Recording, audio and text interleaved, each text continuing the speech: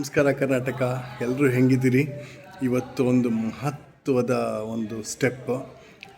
ಕರ್ನಾಟಕ ಹೈಕೋರ್ಟ್ನಲ್ಲಿ ಮೊದಲನೇ ಸಲ ನಮ್ಮದು ಹಿಯರಿಂಗ್ ಬಂತು, ಪಬ್ಲಿಕ್ ಇಂಟ್ರೆಸ್ಟ್ ಲಿಟಿಗೇಷನ್ನು.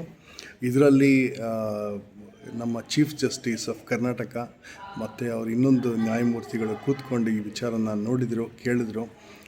ಸ್ಟೇಟ್ ಪ್ರಾಸಿಕ್ಯೂಟ್ರಿಗೆ ಮತ್ತು ಪೊಲೀಸ್ ಆಯುಕ್ತರಿಗೆ ಇನ್ನೊಂದು 3 ದಿನದಲ್ಲಿ ನೀವು ಅಫಿಡೇವಿಟ್ ಕೊಡಿ ಅಂತ ಹೇಳಿದ್ದಾರೆ.